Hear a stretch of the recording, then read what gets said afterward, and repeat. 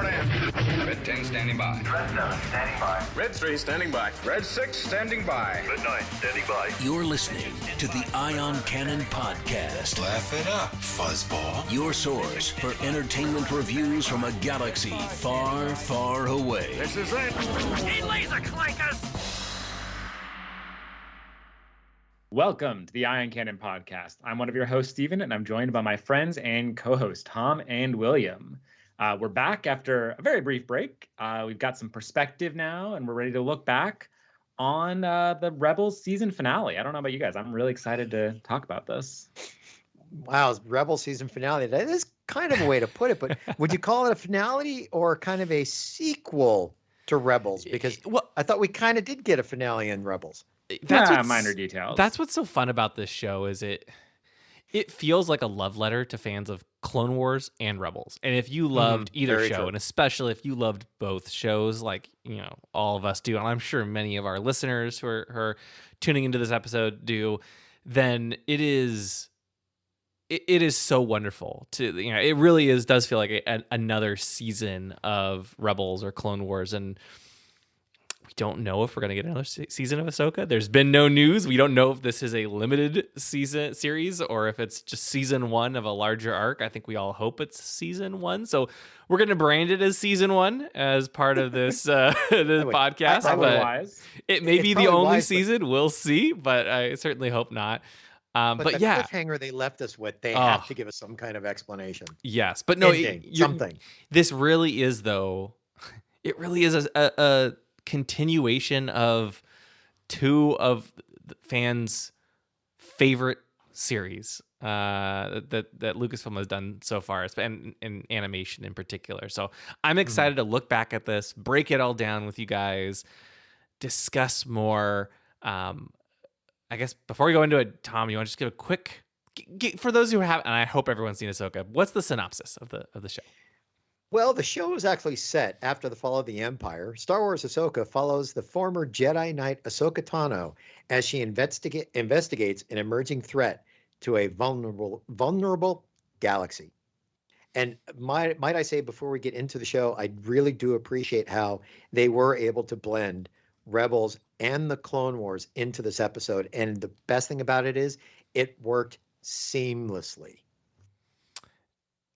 Yeah, it as we were saying, I think at the top of the show, it felt like a continuation of both franchises. I think as a fan of both, that's what I loved about this series. I think there is potentially a flip side to that, where if you haven't seen Clone Wars or Rebels, I don't know, like looking back, how accessible do you guys think it is for fans who haven't seen those shows? If you've seen it, it's a fantastic series. Oh my gosh, amazing. For those who haven't, let's start there. What do you think of its accessibility? So I think there's two aspects or concerns I had going into it, or looking back, maybe I should say. One, I don't think the Ahsoka's character arc feels as full, as multi-dimensional potentially, like to use a different word, if you didn't have some of the context for her past appearances, not in Mandalorian, but in Clone Wars and in Rebels. The second one that I think is actually a bigger issue in many ways is I don't think they did justice with Thrawn in this particular series. He very much was hyped up, even in the show, as the big bad. We can't let him come back. And I think the show really failed to deliver on an example of why that is the case. Right. It's like, I'm trying to think of a good like other Star Wars analogy, but it's he just kind of he appears, he doesn't do anything particularly amazing, and then we're left with like something bigger is hopefully coming. Like that's the implication at the end of the show. But just the fact that we never got a big Thrawn brilliant type moment where he deduces something, he like solves a problem, he underlines his threat, I think is the biggest issue. And it leaves the show, in my mind, for those who don't know Thrawn, lacking a little bit of punch at the end. There's no sense of a big finale because why do I care about this person? And I think a parallel to that might be Captain Phasma, because Phasma was completely hyped up for the sequel trilogy. And really, what did she do? You got her backstory in the book, but there was really nothing happening with her that would be considered, why is she so terrifying? Why is she in this outfit? Why is she somebody that should be respected within this Stormtrooper battalion? There was nothing there around her. Thrawn, I completely agree. I think you saw pieces of Thrawn. You saw a little bit of trying to stay the step ahead, but you never really got to see what makes him Thrawn. And like I mentioned when we wrapped up the series, I think if they were to do a season 2 to show how deadly he can be, when you first see the Chimera again, there has to be debris of Rebel ships around the Chimera. And that would basically prove he is a force to be reckoned with. It can't just be Thrawn shows up and then now he's got to, no, you have to make a statement when you see him again. Yeah. I'm excited to, I think we'll spend some time diving more into Thrawn and his character later. But I think as far as, you both bring up some very good points. I think as far as someone coming in fresh, right? Because obviously we've seen this series many times, right? We know all there is to know about Ahsoka and the characters from Rebels and Clone Wars, having seen Clone Wars and Rebels many times and reviewed every single episode. For just like talking with other people, I think that I've spoken with, a lot of them enjoyed Ahsoka, but I do think there was maybe a bit of a challenge because you don't really get. I think that goes back to your point earlier, Steven. You don't really get to know who Ahsoka is, at least the more fun, lovable side of Ahsoka. You just see the more brooding side, and she slowly comes back to that. And that's okay, right? In many ways, this season is kind of a transition between where our characters were and where I think Lucasfilm wanted them to get to and Dave wanted them to get to.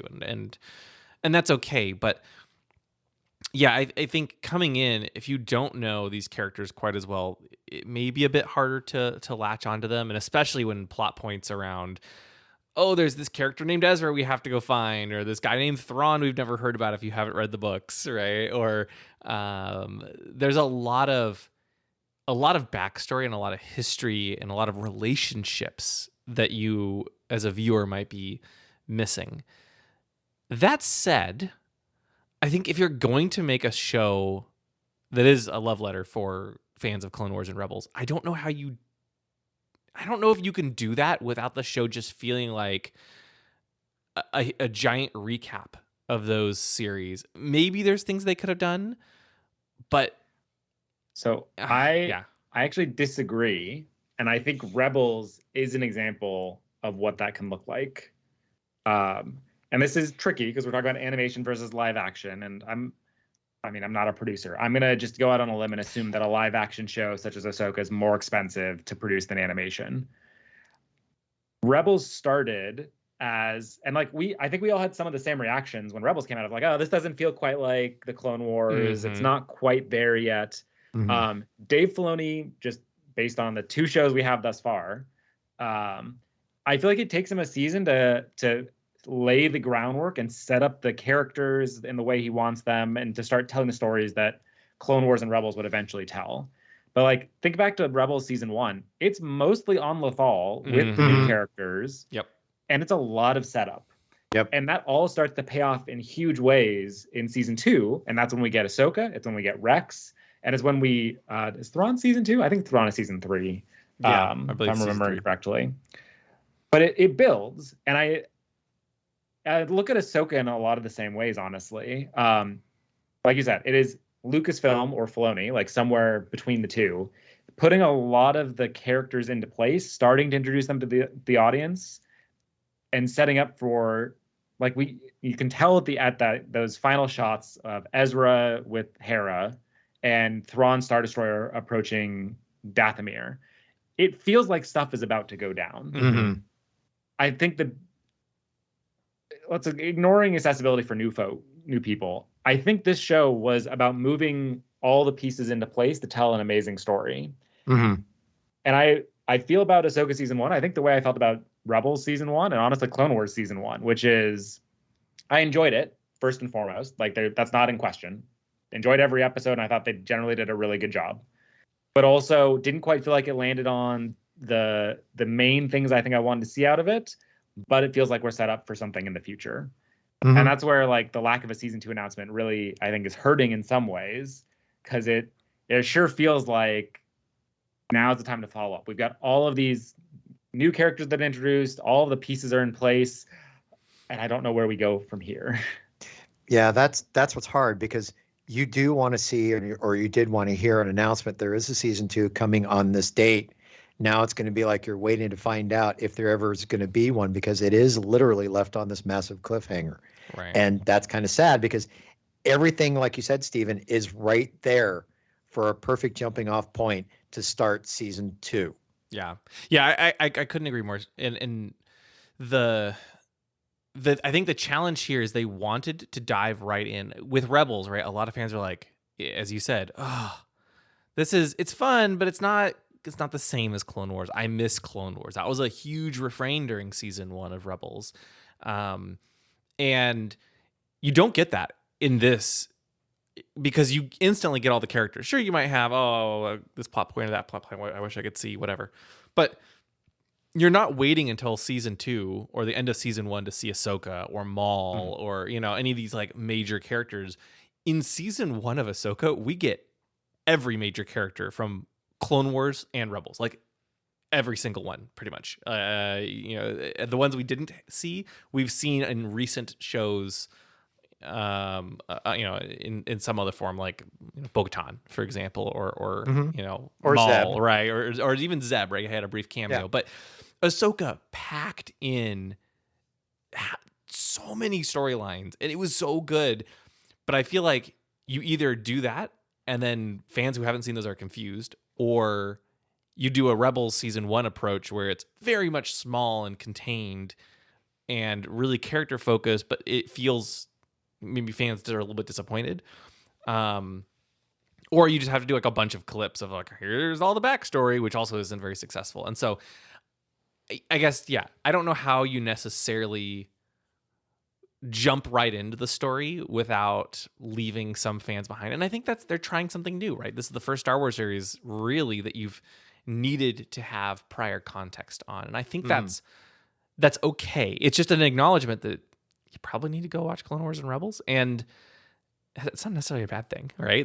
There's a lot of people I've talked to who've gone out and either watched or rewatched Clone Wars and Rebels as a result of Ahsoka. And I think that's just so wonderful. Well, it also appears that you don't have to watch the full seasons, because I think they even put out like, these are the necessary episodes to get caught up on from Clone Wars and Rebels to get you up to speed, at least when it comes to this series. It is nice for people to go back and watch all of them, but at least if you can find that little guide, that's a good jumping off point to get you into this. Yeah.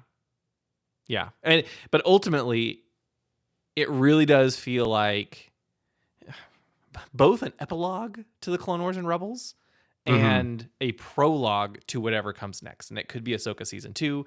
It could be a movie. It could be some other series under a different name. I don't know. Maybe Ahsoka is a limited series and they break it off into 2 different shows. Or maybe it's Heir to the Empire movie or something. We'll see. But part of me, I suspect they might break it off into 2 different, like a movie for Thrawn and Ezra, and another either season or a new show for Ahsoka. But I think I would have a problem with this going into a movie, because I think there's too much of a story to tell for just an hour and a half or 2-hour movie.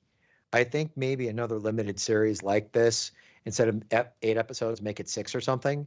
But it would be too much to cram into just one movie. True, but we know Dave Filoni is doing a movie, and so my money is on he's doing an Heir to the Empire movie. That's if I had to bet. And I'll put money on that, but hopefully it's done to where it would wrap up, let's say, a season 2 of Ahsoka, and then that movie is, you see basically season 2 of Ahsoka be the lead up to Heir of the Empire, and then boom, then you have the movie, and then it's all wrapped up. Yeah. I could see that. I could see that. So let's go character by character, talk about some of our favorite moments or their character arcs, and then we can talk about some of the plot lines and whatnot. Okay, let's start with Ahsoka. Steven, you started to mention her journey at the top of the show. Any other thoughts you want to add to that before we or? I mean, yeah, I think it's a good good place to start as far as talking about Ahsoka goes. Yeah. We saw her show up in Mandalorian, but she's fairly stoic, maybe is the word, withdrawn. Not quite I don't want to say bouncy, but like clearly there's a lot on her shoulders. And I think what they're aiming to go for is her, like we talked about, I think in the episode where she's in the world between worlds. Like it is about Ahsoka realizing that it's, her association with Anakin doesn't mean she's tainted. It's not inherently, not all of his teachings are inherently evil. There's light and there's dark in her master, and that's okay. That's a lot of internal conflict that's hard to show, I think, in this type of show. I thought Rosario Dawson did a fantastic job portraying her. I think the episode with Anakin stands out as like, I think, a high point for the show in terms of tackling that. But I think it overshadowed Ahsoka's role in the show a little bit to have her be so closed off in so many scenes. Tom, your thoughts on Ahsoka? I would have to agree a lot with what Steven said about that. I do agree. It is a rough transition to see Ahsoka go from the Clone Wars to where she is this green Padawan, and you see her grow all the way up to go into Rebels, to where she is now, almost like she didn't want to be a leader of troops, and you could really tell when she got to be on Mandalore that she had that back and forth. Even when they did the live action of Ahsoka and Anakin talking about that, about how, this is war. You could tell she had that struggle, and you could tell at that point why she would be so closed off to that of being a leader, being so stoic. I do miss that playfulness of Ahsoka. I did like seeing it come out. I thought Rosario Dawson has done very well as Ahsoka, stepping into basically Ashley Eckstein's shoes, because we've only known her from animation and from the voice. But to see this come into live action, Rosario Dawson's done a great job. And I would like to see, if there's a season 2, I'd like to see Filoni bring out a little bit more of the Ahsoka personality and not be so stoic. We're seeing flashes of it, but I want to see more of that going forward. Yeah. I'll be honest. Ahsoka, I love her character in Clone Wars and Rebels, and Ashley Eckstein is phenomenal. I thought Rosario Dawson, at least in Mandalorian, did a decent job, but she didn't really feel like Ahsoka yet. I don't know if it's a little time, but also just a little bit of her opening up, right, and becoming a little less stoic throughout this series.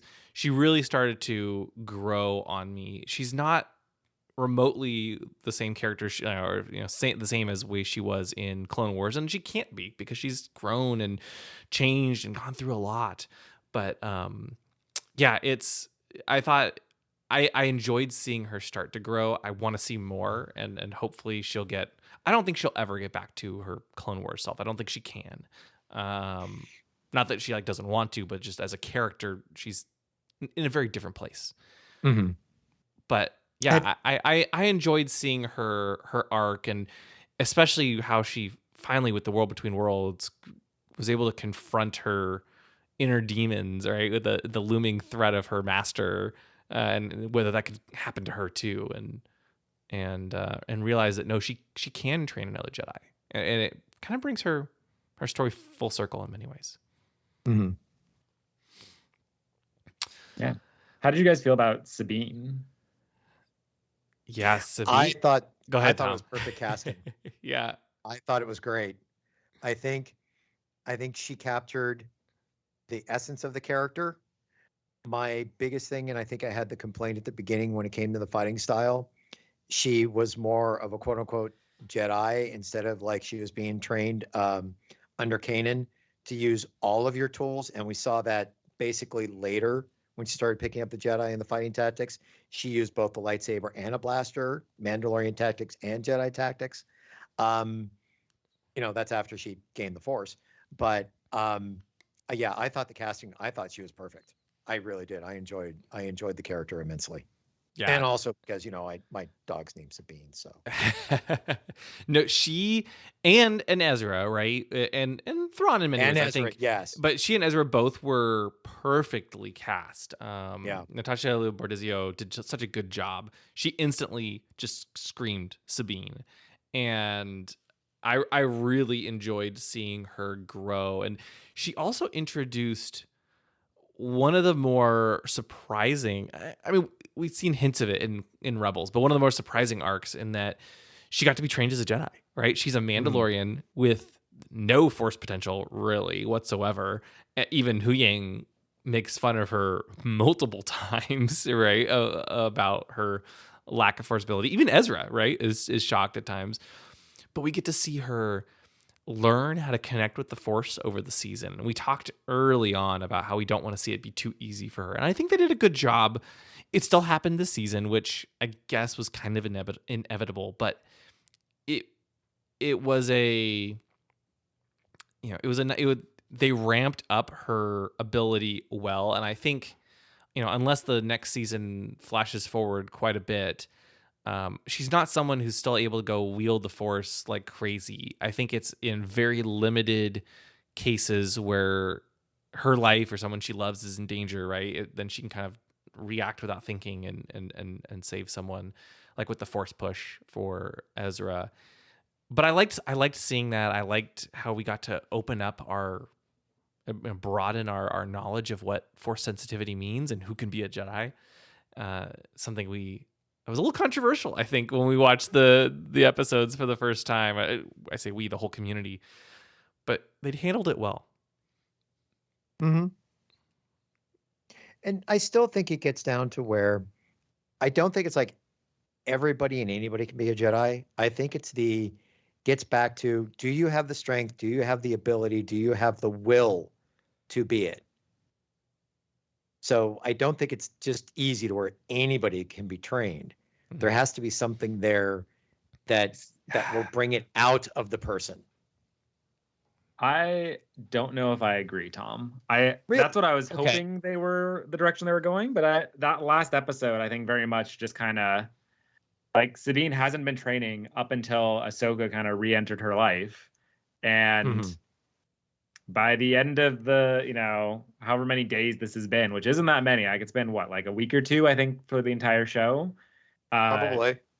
She's able to hurl Ezra,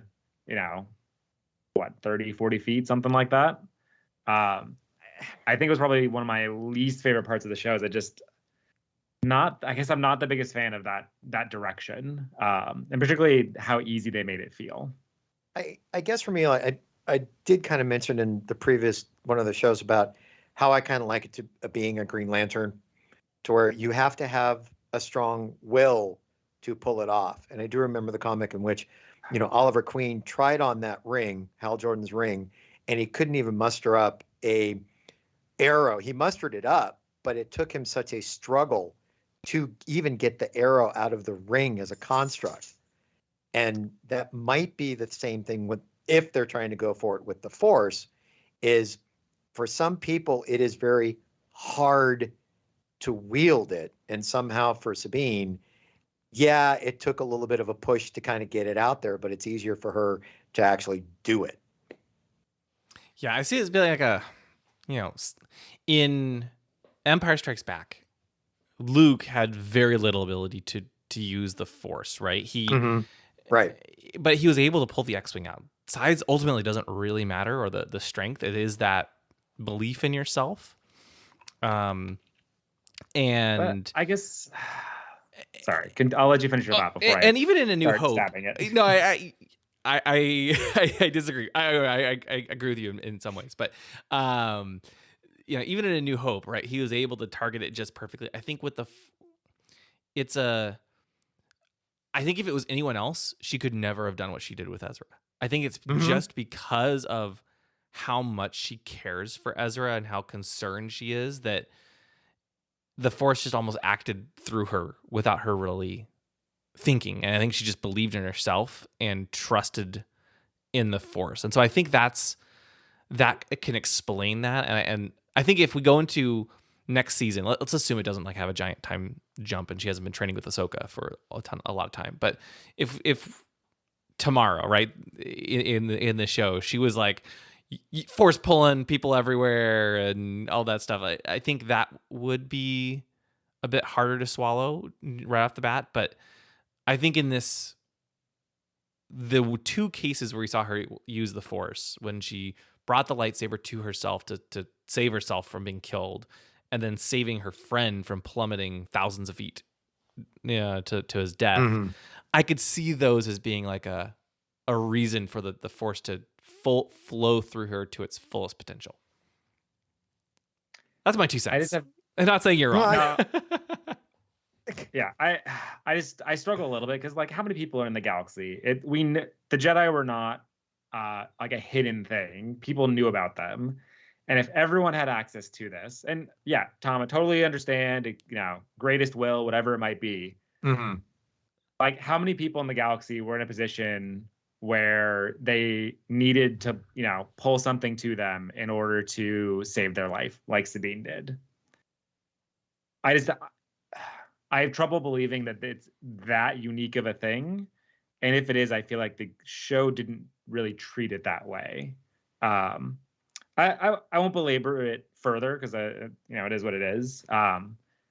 Other than that, I thought Sabine did a fantastic job throughout the episode. And I was actually, I'd say, pleasantly surprised with how much of a focus she was. And I think in some ways, maybe she needed to be to help offset the stoicism that is Ahsoka. Yeah, and I think that's where you got a lighter side of a character arc was because of Sabine, because I do agree they bounced off each other very well, because there you just mentioned Ahsoka was the stoic one, yet you had Sabine, I wouldn't say, the most aloof one, but at least when you saw the personality next to Ahsoka, she had a much brighter and fun personality. And then you got to give Hu Yang a bit of that too, because even though he is a droid, he did have some great one-liners. He did bring, that air of, the air of wisdom to the show. So that was both of those characters were great to bounce off Ahsoka. Yeah, no, Hu Yang was a great addition to the cast. Of course, loved seeing him in Clone Wars and having him have all of his institutional knowledge about the Jedi and their ways. In some cases that knowledge was better than others, right? Like when he was just so used to the way of working, right? That he was so focused on, this is the rules, but he also could bring us connections to Kanan and others, and that was really nice. I'm curious, Steven, your thoughts on Ezra. It took a little bit to find him, but once we did, Ezra was, I think, a highlight of the show for me. By far, best cast. I'm trying to remember the actor's name and failing, so I'm going to read your notes, William, because you're always very good at this.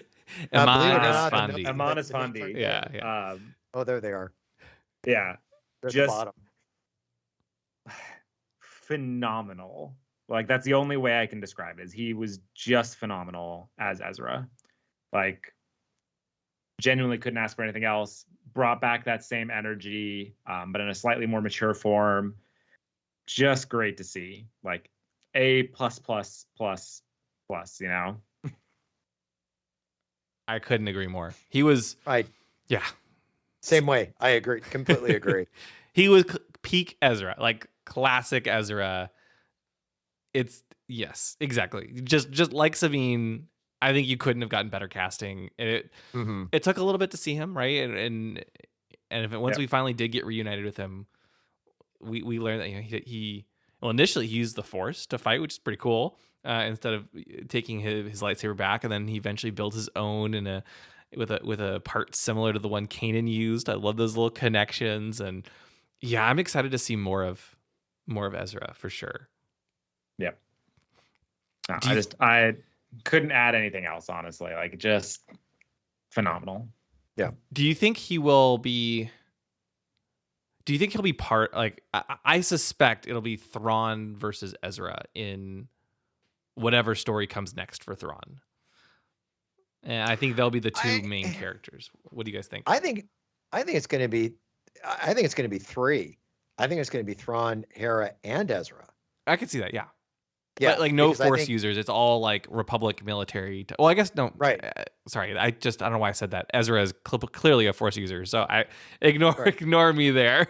but yes, I think it's gonna be those three. Yeah. Not Ahsoka. I don't think Ahsoka will be involved against Thrawn at this point, but maybe I'm wrong. Yeah, because somehow she and Sabine have to find a way back to this galaxy. Yeah. I don't know. What do you thoughts on Hera? She was a surprising one as far as we knew she was going to be in the show, but we didn't know how much. What did you think of Hera and her arc in this show? I'll start with you, Tom.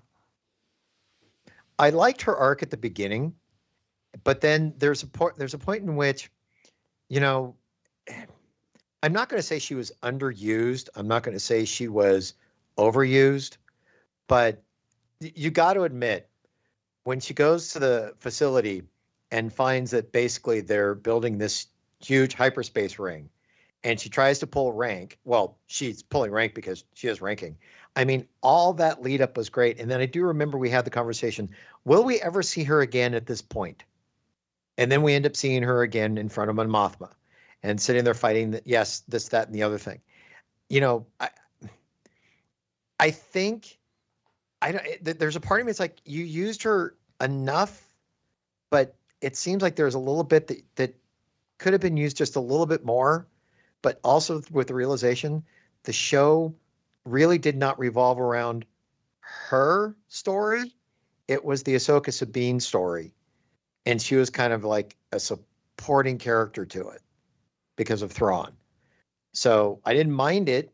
I liked Mary Elizabeth as the actress pulling it off, but it just seemed like, I don't know, maybe a touch more, but not overblown is how I see it. Steven.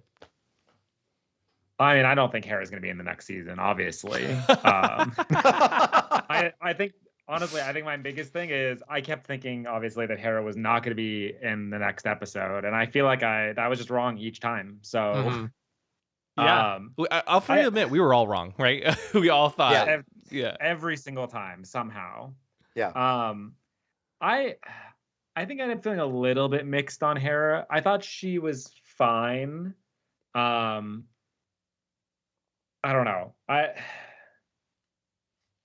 Would you say there was a spark missing from her? No, maybe, and I think part of what I maybe struggle with is the stuff with Hera all gets mixed up with my feelings on the New Republic as a whole. Mm-hmm. But yeah, like it felt like there was maybe a piece of her story missing or her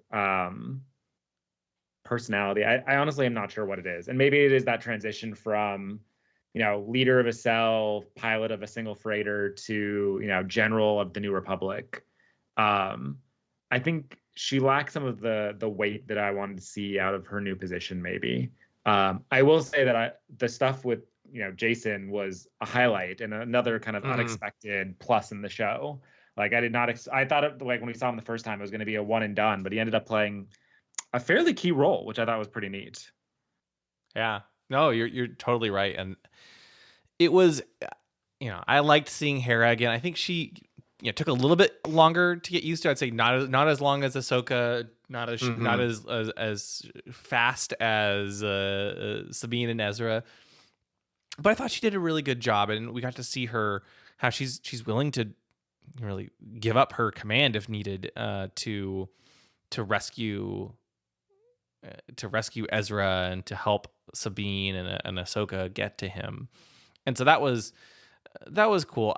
And yes, seeing Jason was fantastic. I hope we get more of her, especially in a general role. And yeah, I think in like a Heir to the Empire style movie could be really great with her actually like leading the Republic forces against Thrawn. So Yeah, I don't know. I really liked her though. I'm glad we got to see so much of her because I kept thinking, like you, Steven, they're going to another galaxy. There's no way she could be in there again. There's no way she could be in the next episode. And they always figured out a way to work her in a way that didn't feel shoehorned, and I enjoyed that. Yep. So, turning our attention to the dark side, the bad guys. Let's start with, of course, Thrawn. Steven, you had some initial thoughts on his character. Tom, where would you go? Our thoughts on Thrawn there before we dive in more. I don't know. Wait a minute. Is it Steven or me? We'll start with you. Steven gave some initial thoughts. Well, you go, and we'll go back to Steven. What I appreciated is they used Lars Mikkelsen as Thrawn. To me, there is nobody else who could have portrayed that character. I also believe they did a really good job transitioning him from animation to live action. I think they were able to pull it off as best as they could to do it. I see Thrawn as the way I read him in, because I'm reading Dark Forces again, so I'm reading the original trilogy again. But I don't see yet the 3 steps ahead, cunning tactician of Thrawn at this point. That's why, for me, if there is a second season, you have to show him as a real threat. You do see that I think he knows Anakin, and he even said himself that when it comes to the apprentice of Anakin Skywalker, he knows where Anakin went. He doesn't want the same thing with Ahsoka. So he knows that she's a threat. But I just feel there's just that little bit that needs to be added to the character to make him that real threat, to make him that real cunning tactician that we did see in Rebels and we get in the books. So I think it's there. It just needs to be brought out. Any additional thoughts, Steven? No, I think Tom and I have kind of both hit the nail on the head. Like he lacked some of the gravitas that I think we needed, and that's more to do with the position than anything else. Like the role he plays in the show. I wish we'd seen something of his like thinking come through. It really did feel like they were kind of trying to like keep hinting at it. We're like, we don't need to wait. Like we need to conserve resources. Therefore, only send these 2 things instead. But like that's just not. I don't think that's the right way to show, how brilliant a character is. Is like, you used 2 TIE fighters when maybe a previous Imperial officer would have used 4. Like, okay, big whoop. Yeah. Right. So yeah, I ended up feeling a little underwhelmed. I think, like Tom said, I think the actor Mars, I was gonna say Mars. I don't know if that's right. Lars Mikkelsen. Lars. Sorry, I was like Mars Mikkelsen. Wait. I almost same thing. Don't feel bad. Lars, I think did like good with what he had, and I think it's more just a matter of I think the position he's in for future will hopefully set him up, to be more successful. Yeah, I agree with both of you. It's funny though. It reminds me of, kind of gives me flashbacks to Rebels almost, right? A little bit of deja vu, because I remember us talking about many of similar points around. He's a really cool character. I think they did a slightly better job in Rebels, but we still, even then, we got aspects of his tactical brilliance and his art. But, I think nothing has quite matched the books just yet as far as his genius. I think a part of that is just due to the fact that Rebels was, it's Ezra's story and the crew of the Ghost, and Ahsoka is all about her story. And Thrawn he's the villain in it, but it hasn't necessarily been the best showcase for his abilities, just because he's been well, especially in Ahsoka, right? He's been trapped in another galaxy. And so we get hints. But yes, I hope that whatever we see in the future really shows his brilliance. That said, I thought he was one of my favorite characters in the series. He stole every scene he was in. And yeah, I love the character Thrawn. The music also that accompanied all of his scenes was just so good. To pick another example, something you said kind of sparked with me, William. I remember I'm blanking on the name of the directors, but the directors for Avengers Endgame and Infinity War, they talked about how Infinity War was meant to be like it is Thanos' story, was how they talked about it. The goal was for Thanos to have his hero movie, even though he's the villain. And I think that's what I want to see out of Thrawn going forward is I want to see the show, the episode, the movie, whatever it might be, where Thrawn is the hero and it all just not just like goes his way because he's, lucky, but it goes the way you want it to go for your hero. Yeah. He's successful. He sets up a plan. The plan executes as he intended. And you're left like, oh man, that was like Iron Man did. I don't know. Now I feel like I'm sounding not real, but like Iron Man did a great job there. Like his plan was really clever and brilliant. We need to see that for Thrawn too. Mm-hmm. And it's giving him the time and space to be successful. And he kind of does it here, but it's not really through his own, successes. It doesn't ever feel like that. Like, Thrawn is able to escape the planet because Ahsoka and Sabine decided to like hang out for a while instead of like rushing back. I realized there was more to it than that, but like that's kind of the idea, I hope that wherever he shows up next, whether it's Ahsoka season 2 or in the Heir to the Empire movie, I kind of hope he wins more than he did in this season. He did win, right? In that he escaped the galaxy. Ahsoka's trapped. He's returned to Dathomir. But while he won, it wasn't. It was more like I just escaped, right? And I think we need to see him really. We need our Empire Strikes Back moment. Let me remind you. Sorry, Tom. I'm gonna spoil Heir of the Empire again for you. But like a lot of Heir of the Empire is about Thrawn and Han, Luke, and Leia. They're chasing down the Katana fleet. A fleet of ships that are lost. And the book ends, like spoiler alert, with maybe this is the second book. I thought it was the first book, but I'm in the middle of the second book right now again. You can correct me after I'm done. But like the book ends with that, like they get to the Katana fleet, like, oh man, we made it in time. Wait, there's only like 5 ships here. There were supposed to be like 300, and you realize that like, oh, Thrawn did get most of them.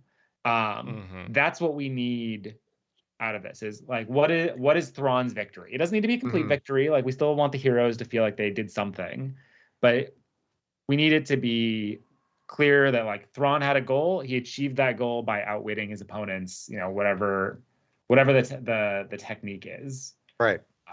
Well, that's why I mentioned that when we see him again, it has to be either the Chimera in the middle of a New Republic fleet, basically decimating it, because he has to have that victory to make him be the threat he is to the galaxy.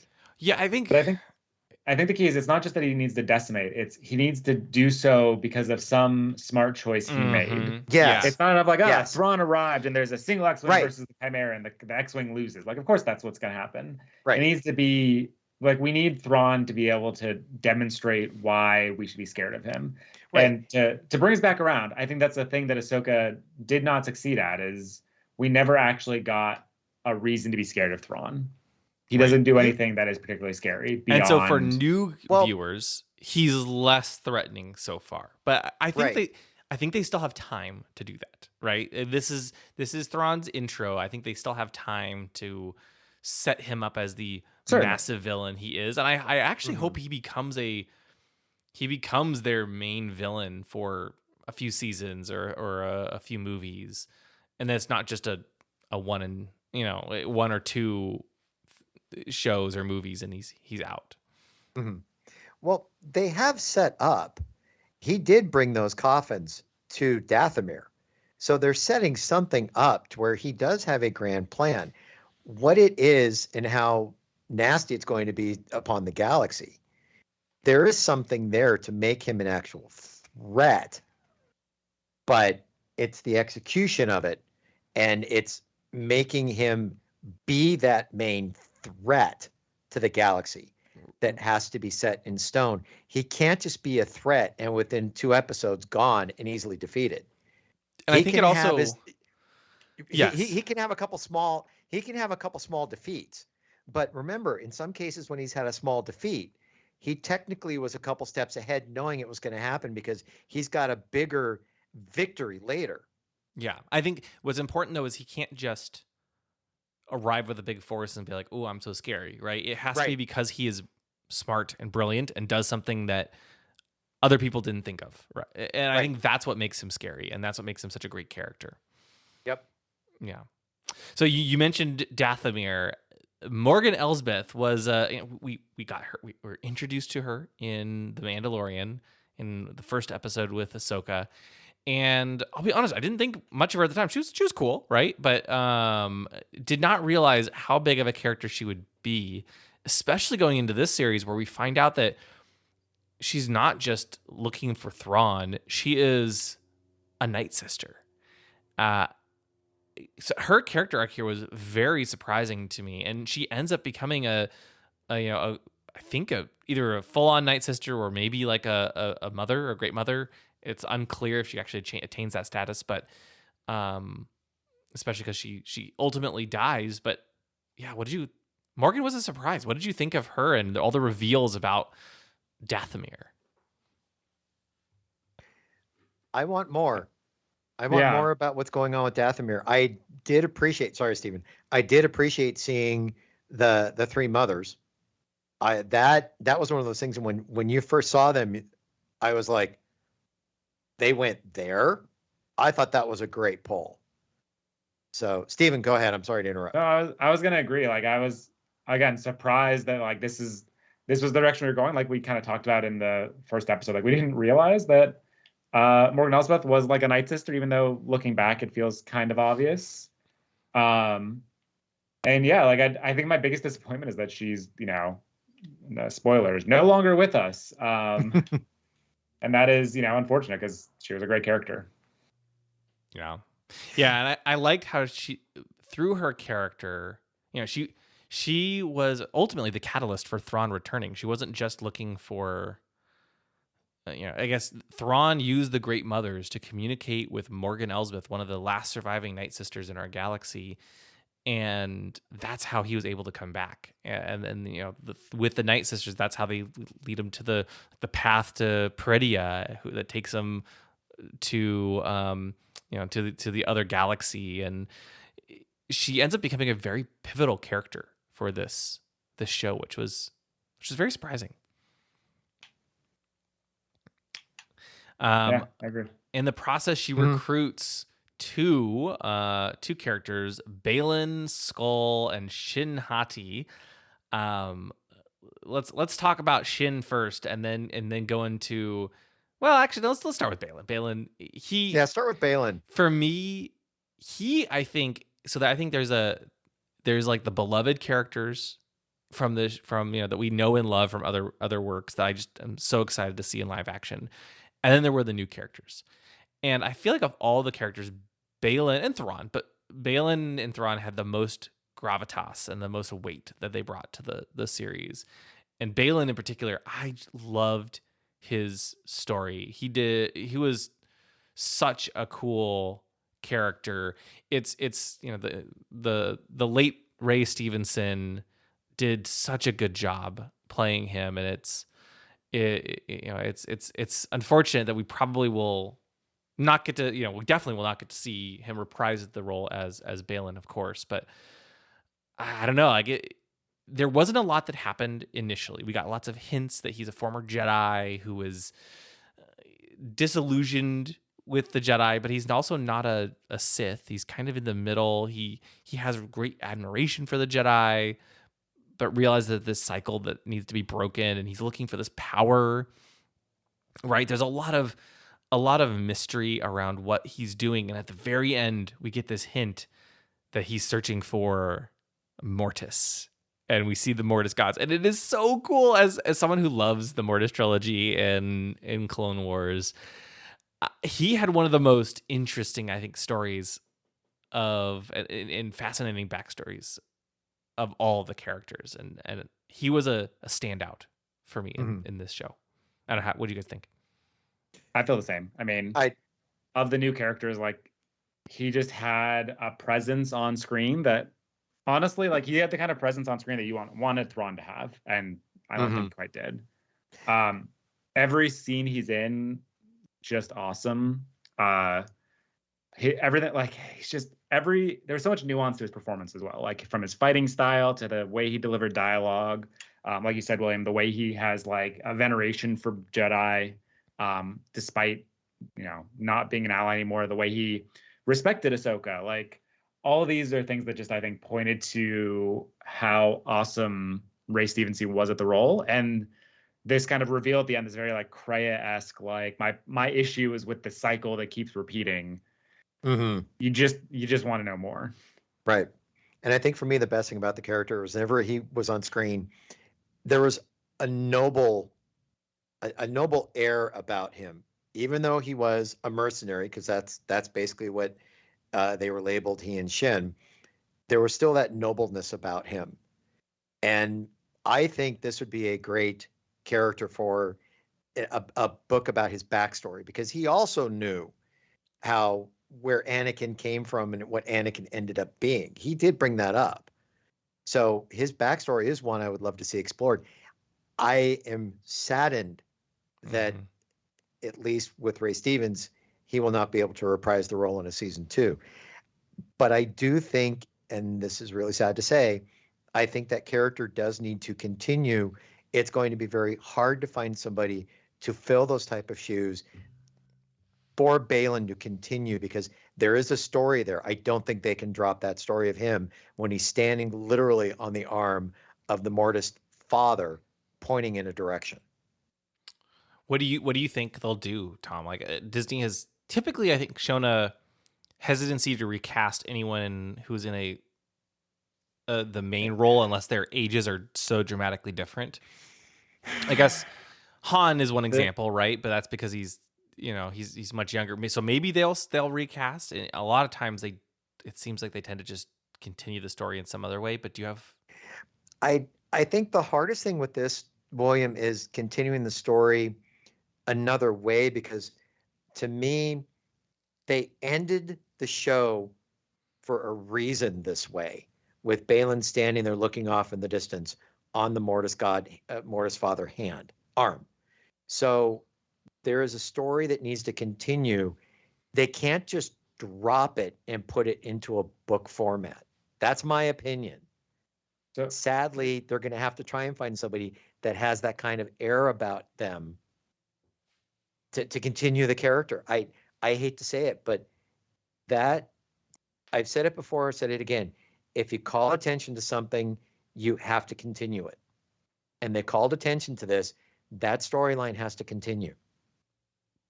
Yeah, I personally, I think they should recast. I think it's unfortunate, but I think the story is too important to just drop. What I think will actually may happen is, I wonder if they retrofit Shin's story into Baylan's. It's pretty clear that they had intended for them to kind of go separate ways. Like, Shin ends kind of set up to be a warlord almost.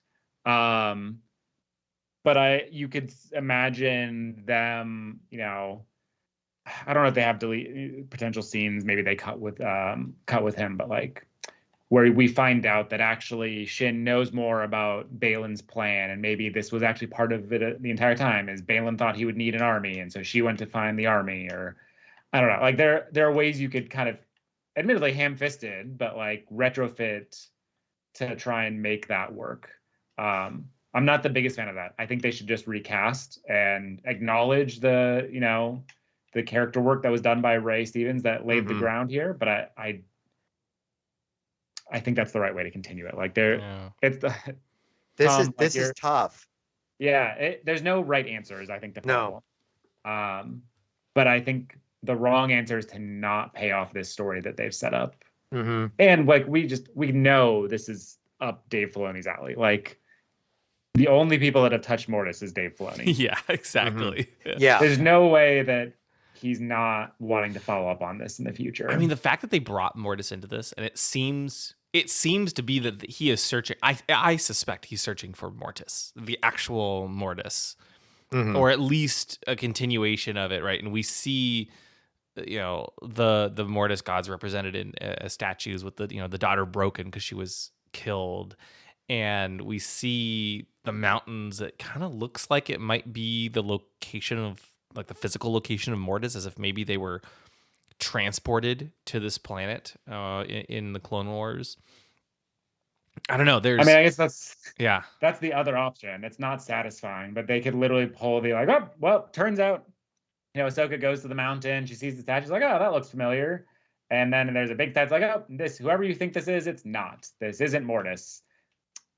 Look again next time, like whatever it might be. Like they could. That's true. I hope not. I think the fact that they're going for this, that's also a bad option. But that is, I mean, I suspect that if I had to bet, and now clearly we've had a track record of our track record has not been the greatest with this series. So take whatever we say with the greatest salt. My theory is that we'll see Ezra and Thrawn and Hera, as we talked about. It's the heir to the Empire. Meanwhile, they will break off Ahsoka and Sabine and Baylan into a completely separate show or movie or whatever it ends up being. And that's going to be about Ahsoka training Sabine and searching for Mortis, following Baylan, probably having to deal with Shin along the way, and going deeper into the nature of the Force. At least I would love that. At least maybe I'm completely off base there, but I want to call out one thing that I think is you're overlooking potentially, which is anything that is heir to the Empire. Mm-hmm. If it takes place in the galaxy far, far away, they have to figure out how they work around Han, Luke, and Leia. Like, yeah, there's this tricky line they're going to have to draw, which is Thrawn a big enough threat that we can't imagine that they're not involved? Or is Thrawn a small enough threat, which I suspect is the way they will go, where it never quite gets to the point where they get involved? And I think that would be unfortunate, but I think that is an open question that they will need to solve. And I think they'll probably say no. Like, I don't know if we'll get Han, Luke, and Leia in our theoretical heir to the Empire movie. Well, theoretically, you're also going to be getting Lando Calrissian too, because he plays very heavy. Yeah, he plays very heavy in the second book right now. But my biggest problem is going to be if they are going to try and play out this heir to the Empire storyline, you still have to make Thrawn a threat. You can't downplay him, because if you're downplaying him, then you're doing a real disservice to a very classic, very tactical character. Yeah. I think the actual, and this brings us back to Ray Stevenson to some degree. I think Lucasfilm is going to have to figure out how they feel about recasting. Like, either they're going to have to keep siloing characters, and let's pick a moment from this season show, like when C-3PO appears carrying a note from Leia. It's great when it happens, but like it also underlines that we're not getting live action Leia. That doesn't work long term. Like, I'm trying to imagine, Leia apparently is on the Defense Force Committee, or the Defense Council, whatever they called it. Are you telling me that if Thrawn launches an assault against the New Republic, like, oh, sorry guys, Leia's actually off the Defense Council. She's went and joined the Farming Council, and so she's not here now. Sorry. They need to figure out their recasting story, and I suspect we'll see Ray Stevenson recast here. Unfortunately, it's not something they should do joyously, but I think it needs to happen. Ooh, you bring up a good point that I should have considered previously, but really hadn't, about the heir to the Empire movie. do you think they recast Han, Luke, and Leia as well? So Han, I mean, Han has don't already know been how- recast as Alden Ehrenreich, right? So we've seen the precedent for that. That's true. Right. So Han we could see. Han's also the easiest to write out, unfortunately, because he didn't really like in the novels You and kinda need legends. Luke. Han became continued as a general and worked for some time in the New Republic military. Han that we have in new canon does not fit that. Leia, hard to imagine she's not involved.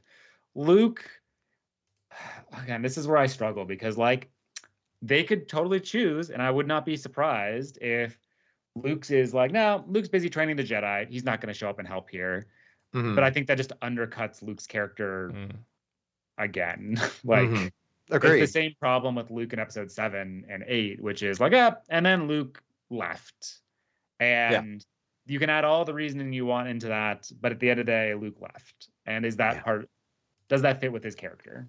I don't know how they tackle any of this for Heir to the Empire, which is why I'm still suspicious Heir to the Empire or some of what will happen may take place post 7, 8, 9. And they find some way to delay it until then. But if they're so focused on Heir to the Empire, what are they going to do about the Jedi Master George Kobath? Because he plays out throughout the whole thing. Doesn't play a role in this new version. Maybe Shin plays that role. That I could see. Turns, but I guess I take it back. I think it's the Night Sisters that play that role. They are the mystical force on the side of Thrawn. You know what? That I could see. That I could definitely see. Yeah. Or the only other way they could have pulled it off would have been with Baylan Skoll. Yeah. I think Baylan was originally going to be that character. And now will not be. But no, you bring up a good point. I mean, I guess the other option is they sparingly use Han, Luke, and Leia, and or at least Luke, right? And they recreate him, digitally DH him as we saw in Mandalorian, just enough that you get the Luke scenes, and maybe he's off in another part of the battle, so he's there. You hear his voice, maybe you see him a couple times, but I feel like that would cheapen it. Yeah, and I think this is the problem. It's the same thing, like I said, with Leia in Ahsoka, which is it works okay as hey, we're just kind of teasing this thing that we know is happening. It really is an issue if you're trying to tell a broader story. Ultimately, Hera's disobeyal of orders is not a big deal. Thrawn attacking is a big deal. Yeah. So I don't know. I feel like we're a little off track because there's no Heir to the Empire movie as of yet. It's fun to speculate about though. Yeah, it is fun to speculate. Yeah. But I guess. Sorry, go ahead. I was saying we've talked a little bit about Shin, but just more holistically, how did you guys feel about her role in the show? I thought she was fine. I thought Baylan was a lot more of an interesting character. I feel like she never really got to grow that much except from stand in Baylan's shadow and kind of scowl a bit. I was gonna say, totally agree. Sit in a cockpit and right look angry as she misses or shoots the Ahsoka ship. And so I don't think we really got to for the 200th time. I don't think we really got to truly understand who she is and what makes her tick. And she seems to be more of a joining the Marauders now, and so I think she'll just be this antagonistic character going after Ahsoka on the side, but not really being that much of a threat. I don't know. I hope they build her into a more interesting character, and maybe she will take Baylan's place. But I thought she was fine overall. But yeah, not. I would put money down. If this is if we get another show, I think she will be one of the standouts. Jedi leader of Marauders gives me almost like Hondo kind of vibes. I think there's a lot of potential there to grow. I do think she was underutilized in this season in particular. That part I totally agree with. Yeah. Some of it standing next to Baylan, but we really didn't get to see we talked about, the episode Master and Apprentice. And we're we've got 2 masters and 2 apprentices, and the story mirrors itself. I don't feel like we ever really got Balin and Shin master and apprentice scenes. Mhm. And that I think is what was missing from her story, is something to give her a little bit of growth. Mm-hmm. I agree with everything you say about it. The only thing that I take away from the character is she's just this brooding teenager who's standing by this big guy who's supposed to be training her how to be a Jedi, and he just says, "I need you to do this, this, this," and you really didn't see the training. I mean, he gave her advice, he gave her this, he gave her that, but you never really saw a training montage of Ahsoka and Sabine or Ahsoka and Anakin. It was just mainly advice. Yeah. Yep. Yeah. One of the things I loved about this show, though, was not just the characters, but I felt like they dared to go into some really new and interesting places with the plot, or to some nostalgic places, right? For example, the show starts with a return to Lothal, and for fans of Rebels, that is so cool. We get to see Ryder Azadi, and it's so great. A lot of the background characters that we know have met from Rebels make an appearance too, and it is there's some moments where it's a shot for shot remake of the end of Rebels, and it's a perfect introduction for Sabine and Hera and everyone else. I just loved getting to see Lothal again. Yeah, I still laugh at the scene where the Ewing sequence on Yes. the absurdly long highway to nowhere. It was silly in Rebels, and I think it's even sillier in this show. Not in a bad way, but seeing that, like I said, William, faithfully recreated is really cool. Yeah. It was. Also, I think the thing that surprised. Well, there's two things I was surprised by. Actually, maybe more than that. Let's just start with one of the things I was surprised by. One at a time, William. Was going to a new galaxy. Right, Star Wars has always been set a long time ago in a galaxy far, far away. And this show takes us beyond the known galaxy into a whole new galaxy. I was so excited about this. And it felt new. It felt fresh. It felt like we were doing something Star Wars has never done before, right? We've seen, sure, we can have different takes on Star Wars. Oh, this is more of a spy thriller. Oh, this is more of a horror, right, episode of Star Wars TV or whatnot.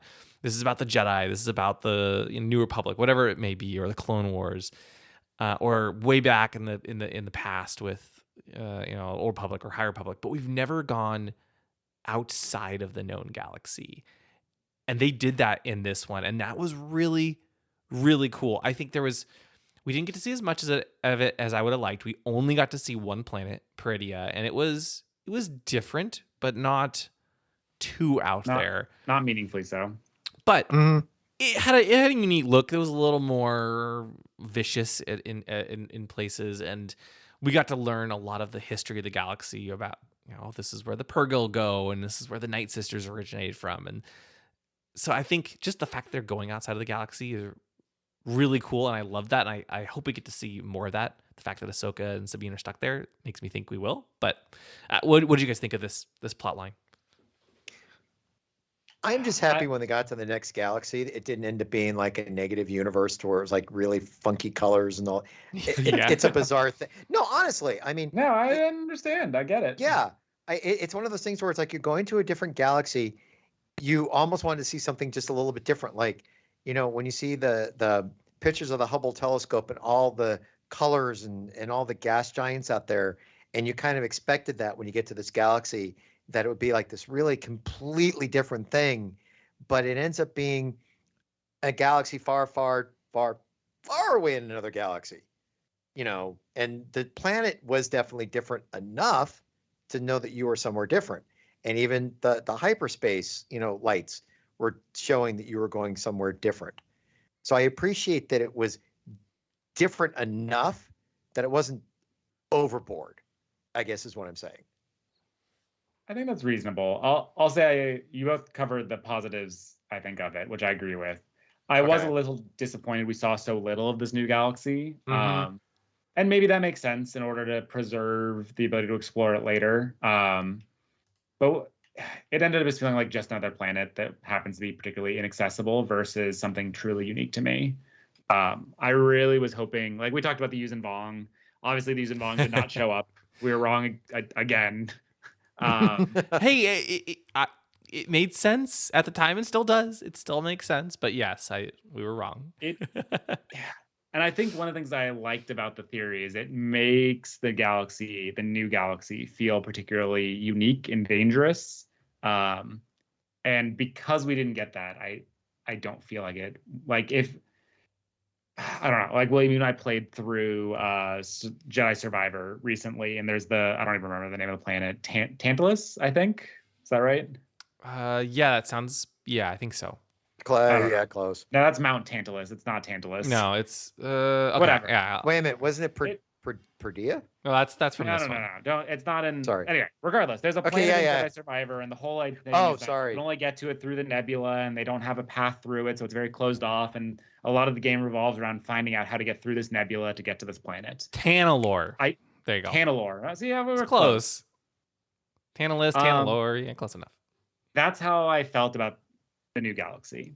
It was a unique location. You're right. The visuals of it are fantastic. It could have been a planet in the Star Wars galaxy that would just happen to be inaccessible. And I think story-wise, it would have been identical. Again, that being said, maybe we'll get the Yuuzhan Vong in season 2 of Ahsoka, you know? Like there's still always hope. potential. Yeah. I agree. It was cool. Yeah, but I wish we'd gotten a little bit more. Let's see. Another, there was quite a bit of time in the series just getting to the galaxy. I think it took about half the season to get to Peridea.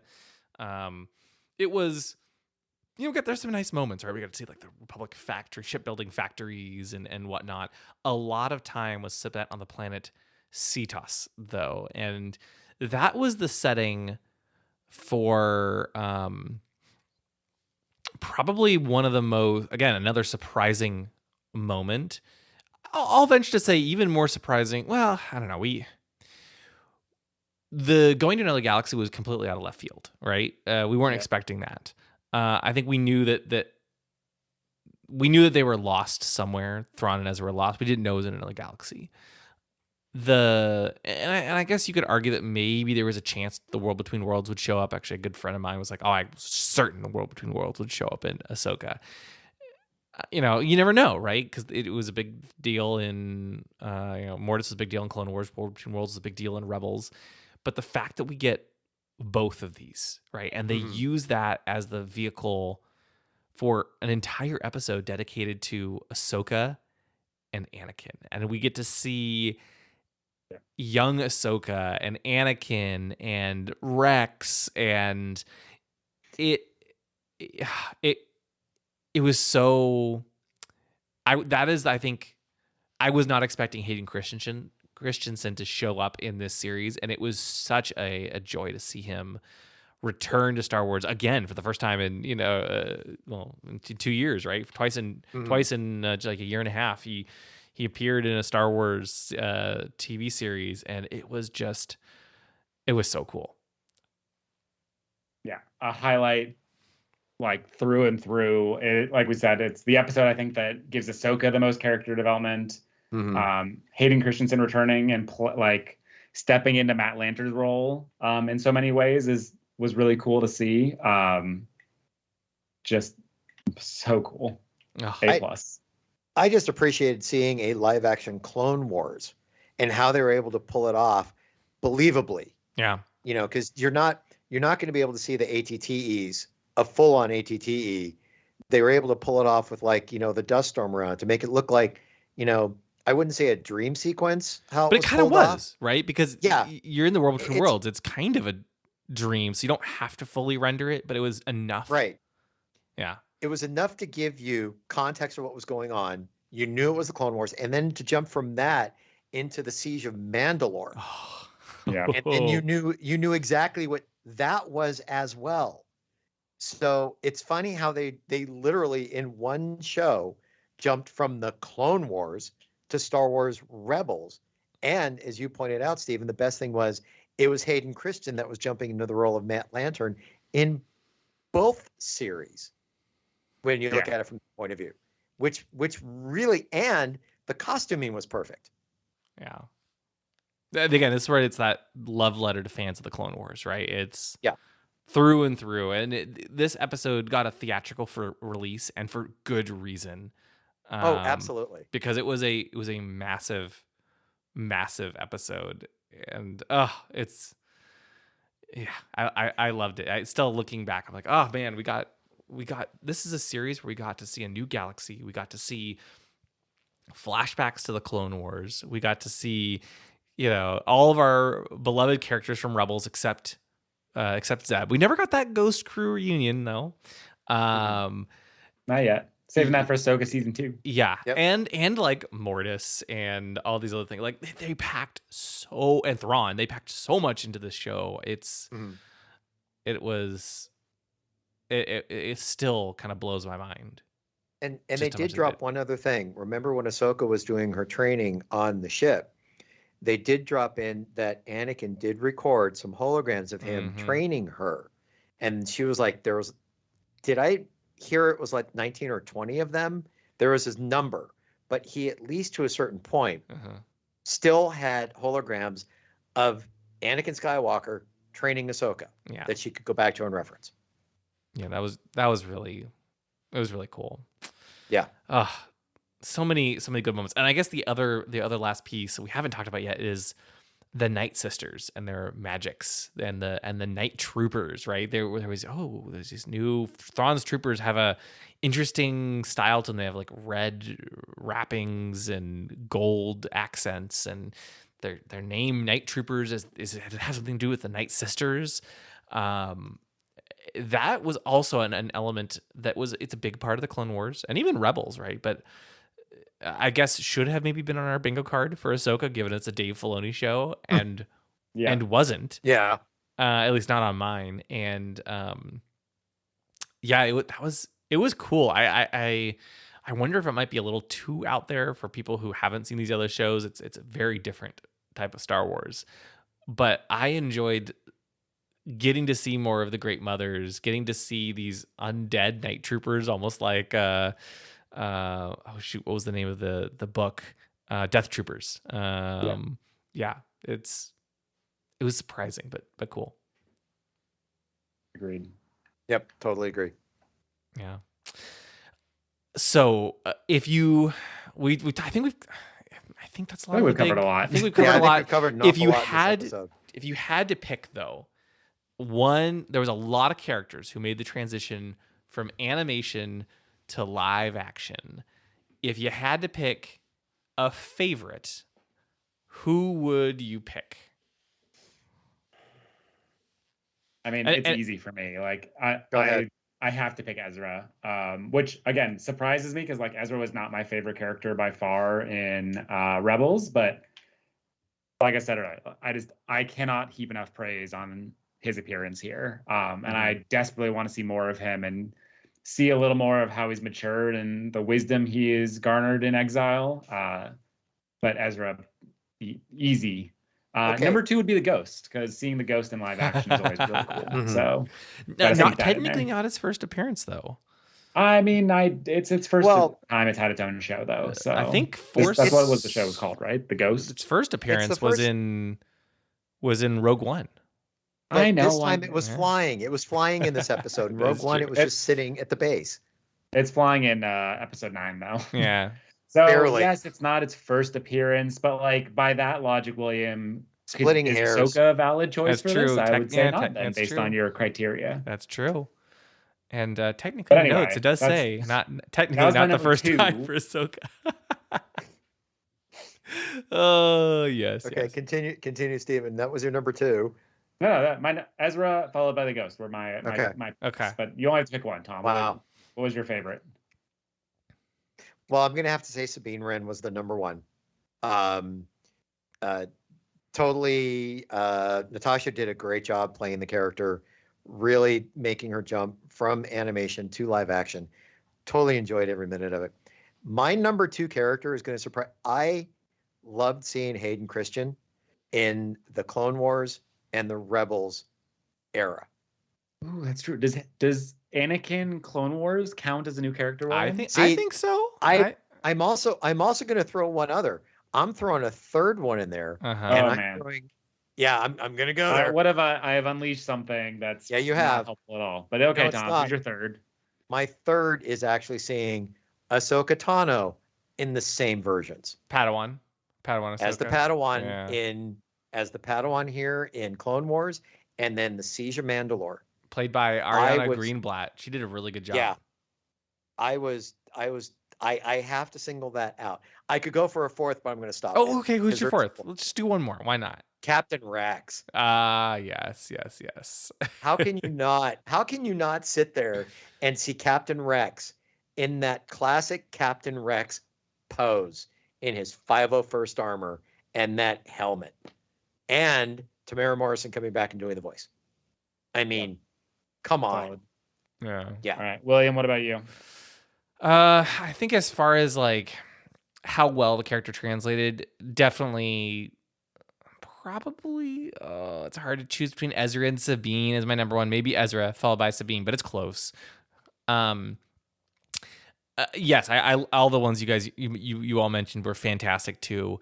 A surprising one. He had a very minor role, but Governor Ryder Azadi, played by Clancy Brown, one of the only Clone Wars characters to reprise his role with the same actor. Of course, Grand Admiral Thrawn, and being the other one. But yeah, it was great to see Ryder Azadi back as Clancy Brown, just because he looked and sounded exactly the part, which was nice. And What happens when it is the same person? Exactly. But sometimes even when it's the same person, sometimes they're hired for their voice, right, and not their appearance.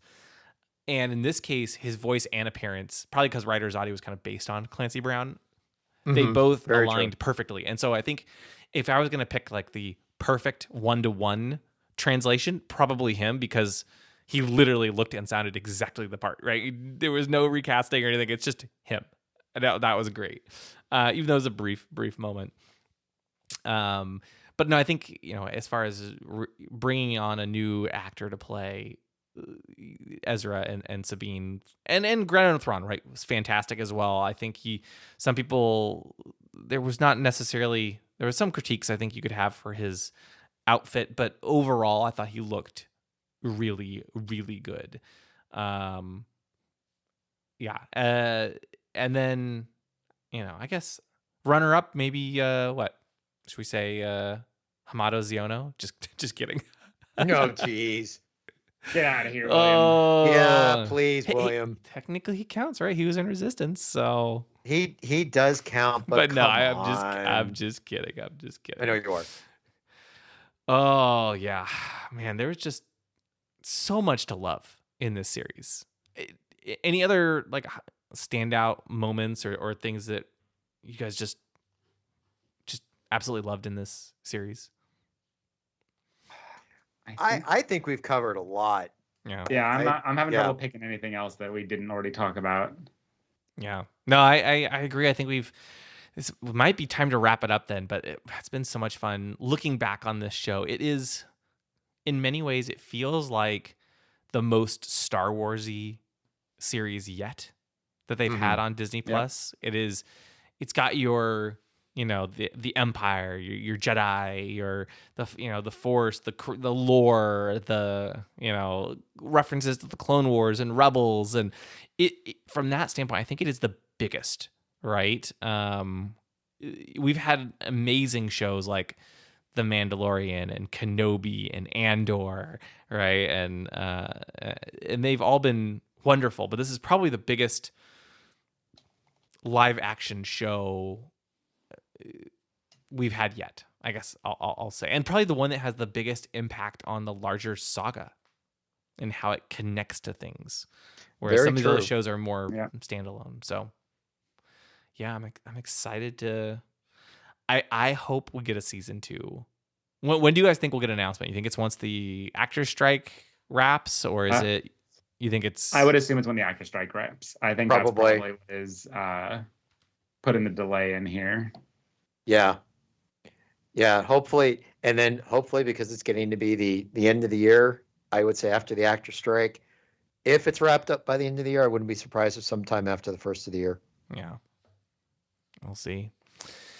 Well, I guess in the meantime, we've got next on the calendar. It was supposed to be, I thought, this fall, but maybe it's getting delayed. Skeleton Crew, followed by The Acolyte, and then next fall, Andor season 2. So we've got a lot of Star Wars coming up. 2 new shows we don't really know a ton about, so I'm excited to learn more about these series. We haven't really seen any footage for Skeleton Crew or Acolyte, and except for like at Star Wars Celebration, which they have not publicly released anything.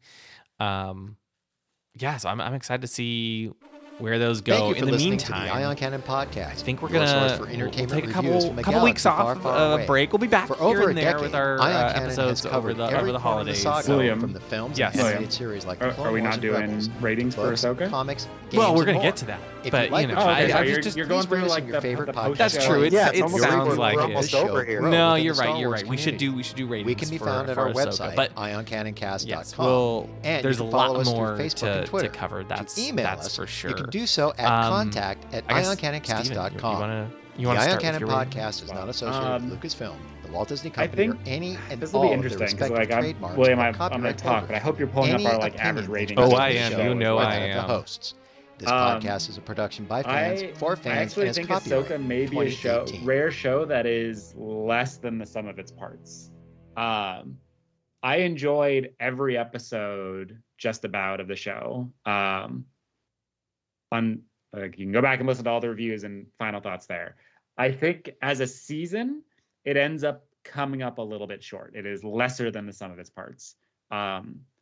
It works, I think, pretty well as like a intermediary story between like Rebels and whatever is going to come next. But it does very much end up feeling very intermediary. It is a classic, like I said earlier, it is a classic Dave Filoni season 1. All the pieces are getting in place, but you can tell it's not quite firing on all cylinders yet. The characters aren't quite where we want them to be. I would have liked to have seen a little more from Ahsoka, a little more from Hera, a lot more from Shin, a lot more from Thrawn. But you can tell the story is moving into place, and it's set up well for the future. This is like the classic. I think I'm gonna give it like a 7.5. And I would guess my average rating, William, was probably like 8 to 8.5. Oh, how far off? 8.0625. So Okay. there you go. So yeah. just slightly below your average. Which is fair. It ends up being, and I think this is right. Like I think the average episode in the show probably was an 8. I do think the show was closer to like a 7.5, maybe. I'm gonna give it a 7.5, but if you told me 7, I would be fine with that. Yeah. Well, because you're right. You have to look at it in as far as how the arc goes overall, even if individual episodes are, particularly good or not. Yeah. And to be clear, this isn't just like, no, the finale let me down. I think the show as a whole just doesn't quite deliver on the broad story that we were hoping it would, even though the individual episodes are fantastic. Maybe this isn't the best analogy, but like 7, 8, and 9 have similar problems. The overarching story is lacking, but the individual moments in each movie are fine. So this is similar to me, but I hope we get a season 2 announcement because that will make me feel confident about where we're going. So, yeah. And Tom, you want to go next? What happened to your Womp Rats, Steven? Oh, I do have to do something with my Womp Rats. I mean, oh man, I should have been thinking about this, and I really wasn't. I think my Womp Rats, look, Balin is searching for effectively the question at the end of the universe, the question of life, the universe, and everything. The answer is not 42, obviously, because that would be silly. But he's going to uncover Mortis and find out that, inside the mountain and the thunder, there's just like 7.5 Womp Rats like chilling and having dinner like that. There is no great answer. There is no Mortis. It's just 7 Womp Rats having a good time. There is no Mortis. It's just Womp Rats. Yeah, Get exactly. Okay. Tom? Okay. I think, Stephen, you summed it up best. I really, really, really feel, just like you do, this is a Dave Filoni story to where everything is being put into place. There were episodes that were slow, could have sped up a little bit, pacing, all that other stuff. I really can't. I have to agree with you as well. I think as a season, a 7.5 is what it comes out to be. Um, I was expecting a lot. I got a lot out of it. There are some great moments, but it just feels like everything at this first season is a setup for something that hopefully will be spectacular, knocking your socks off in the second season, because I think that's how, it's been laid out. Sorry, something I want to add just to make sure it's clear, because I agree with you. This is like you and William have both said. This is such a Star Warsy show. Yes. I don't think that's a bad thing. No. Like I love 4, 5, and 6. I enjoy 1, 2, and 3. I enjoy 7, 8, and 9. Fundamentally, Star Wars very rarely is Star Wars a like literally firing on all cylinders. Mm-hmm. There's always a little bit of unevenness to it because it is a creation, and I think. Oh, I forget where I thought I said this on the show, but like to me, Dave Filoni is the truest successor to George Lucas, not because he studied under George, although all of those things are part of it, but like George Lucas was also super inconsistent in terms of how Star Wars was treated. And so he and George Lucas both. Everything here is just another example of that. Yeah. Mm-hmm. And yet I yield my time back to Tom. Okay. Well, okay. I'm going to yield a little bit over to William so he can finish his thought. Well, yeah, I'll just say, and yet, yes, there's inconsistencies, but they both know the Star Wars story so well, yes, and that they get, obviously George Lucas because he created it, right? And Dave Filoni, he gets Star Wars as well, and so even when there's some inconsistency overall, it's they know what they're doing, and it always tell a really interesting, compelling story. And yeah, no, I agree with what you said. But I completely agree. That's the thing that makes it Star Wars. That's what doesn't make it Star Trek or Battlestar Galactica or any other science fiction series out there. This has its own cadence. This has its own style. This has its own, flow and story. And, we can put up with the bad lines that are out there and the rushed lines that are said by actors and the slowness to the story, because that's what Star Wars is. If it were to veer off from that kind of style, it wouldn't be Star Wars anymore. And I think that's the one thing you're seeing with this season of Ahsoka is you're seeing it play out as this is Star Wars. It has its great moments. It has its slow moments. And it has its set up, which is what's happening with this. You're just going into the second season saying, okay, now for the first episodes that come into the second season, blow my socks off, because we're going to expect the story to slow down a little bit, because that's Star Wars. And I think this season sums up Star Wars overall. This is a microcosm of Star Wars right here. So I'm giving it a 7.5, and my 7.5 Womp Rats, I am going to take this tact. Those 7.5 Womp Rats are actually in a writer's room right now trying to figure out what's going to happen in the second season of Ahsoka, since the writer strike is over, and they're hopefully going to be helping these guys figure out what the next point of the story is going to be. Okay. Well, yeah, I guess that just leaves me. What else can I say that you guys have not already said? You guys have. I agree, right? This show ultimately it's a love letter to fans of Clone Wars and Rebels. There's so much I loved about this, from the amazing character cameos and moments and things we never thought we'd see in live action. It's really, really wonderful. I think ultimately, did it do everything I was hoping for? No. And that's okay. It doesn't have to. But it was still just such an enjoyable series. And yeah, I don't know. I feel like it sets up, it is both an incredible epilogue to Rebels and Clone Wars, and a prequel to whatever comes next. And I think this is moving the chess pieces into place for a truly, truly incredible story that they're setting up. That is, I just feel it in my bones that they're setting this up. They're moving things in the right direction. And so, yeah, I can't wait. I am excited. I think overall, I think I'll give it 8 Womp Rats out of 10. Really, really enjoyable.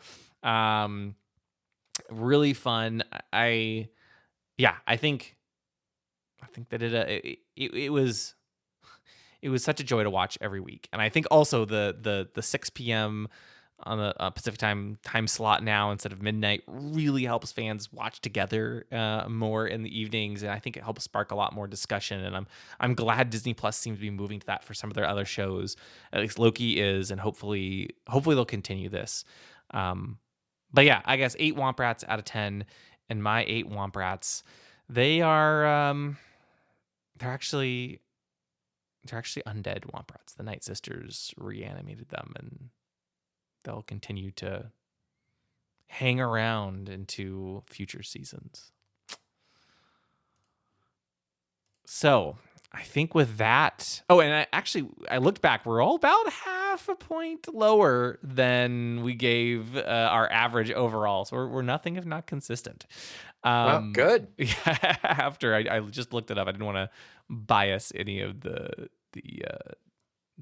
total scores, but yeah, I think, as I mentioned, next up we've got Skeleton Crew at some point, and the Acolyte. In theory, they were supposed to be this fall, but I don't think that's going to happen now that, I mean, it's end of October. We haven't heard anything about these shows, so probably not happening.